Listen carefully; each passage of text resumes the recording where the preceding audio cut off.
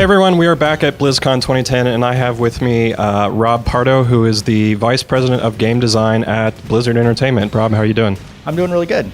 Great. So one of the kind of more interesting things you guys have been talking about with Battle.net is, yesterday you announced that you'd be releasing Cataclysm as a pre-order through Battle.net for the first time. Where do you kind of see, digital content and how Battle.net is going to evolve to keep up with it, and how retailers are kind of going to evolve to keep up with it?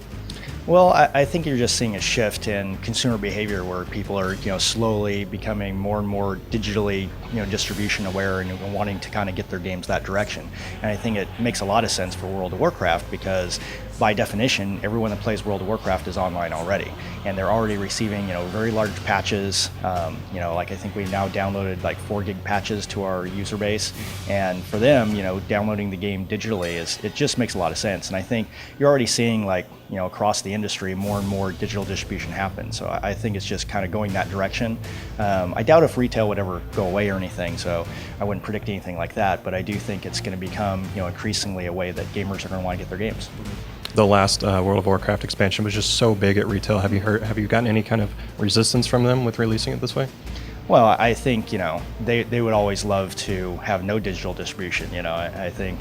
But at the end of the day, though, our games are going to sell really well for them. And we've always had a really good relationship with the retailers. So, it's really good for us to have, lots and lots of boxes on the store shelves because it's, a great way to market the game. It's really great for when people come to the store and they're going to make an impulse buy for a game to be there. So we're still really behind kind of the retail chains, too.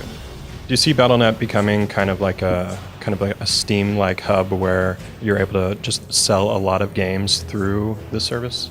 It's definitely moving that direction for Blizzard games. We already have the Blizzard store. We've put it into place now where if you have your old CD keys before we sold them digitally, that you can input that into your Battle.net account, and it works a little bit like Steam in that way, in that if you go to a new computer, all you have to do is log in with your Battle.net account and you can download all the games that you've gotten through Blizzard.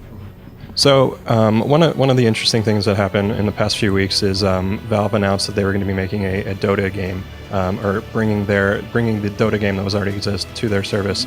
Did you guys have any conversations with them about that? We've had conversations since then, but but yeah, they kind of went out and announced Dota 2, which I think really surprised us. But yeah, we've talked to them a little bit since then. So you didn't have any kind of involvement with bringing that to them? No, not at all, actually. They hired somebody that had done one of the Defense of the Ancient mods in the community, and once they brought him over, I think that's when they decided to, make kind of a Dota map. I think what surprised us the most was what they decided to name it and decided to trademark. Right.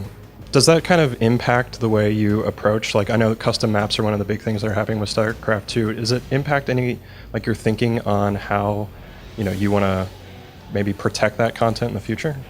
Well, I hope not. I think one of the things that's really great in the gaming communities, especially the mod communities like Warcraft 3 or a lot of Valve's communities, is that, modders can go out and, create these new types of content and create these game types without there really having to be this whole idea of trademarking intellectual property and things like that, and I really hope that, it doesn't go that direction, because I think that would, kind of stifle the creativity a little bit in a lot of the community. All right, well, that does it for me. Thanks for spending some time with our audience, and looking forward to see what you guys have next down the road.